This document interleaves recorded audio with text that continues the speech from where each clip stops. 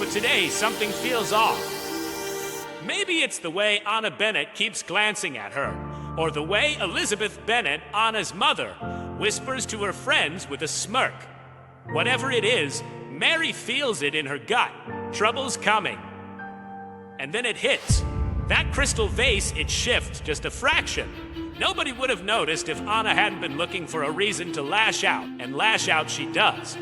"You're just a lowly waitress," she says loud enough for every guest to hear. This is a wedding, not a fast food joint. The crowd goes quiet. Forks stop clinking. Eyes turn to Mary, waiting for her to shrink. And then Elizabeth steps in, her voice dripping with condescension. These people should know their place. The words land like a slap, and Mary feels the weight of every stare, every judgment, every assumption about her worth. But here's the part that broke my heart when I first heard this story. Mary doesn't crumble, she doesn't run.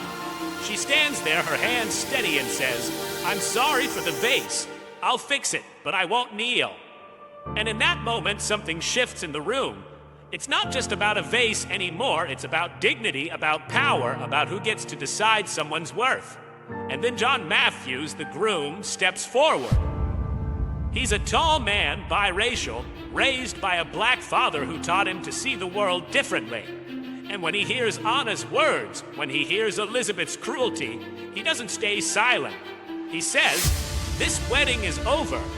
And that's where we're headed next, into the heart of this story, where one woman's courage and one man's truth collide to change everything.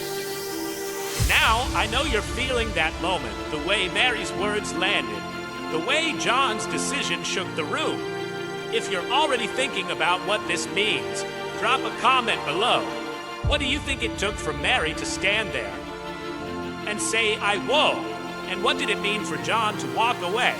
Let's keep this conversation alive as we dive into the plot breakdown. But before we go, let me leave you with this cliffhanger. What John did next wasn't just about ending a wedding, it was about starting something bigger. And Mary, she was about to become the heart of it. Stay with me, because this is where the story starts to soar. All right, we're at the turning point now, the part where we break down what happened at that wedding, and why it's so much more than a dramatic scene. Mary Johnson's refusal to kneel and John Matthews' decision to cancel the wedding weren't just moments of personal courage. They were a seismic shift in a story that's about power, identity, and the cost of standing up.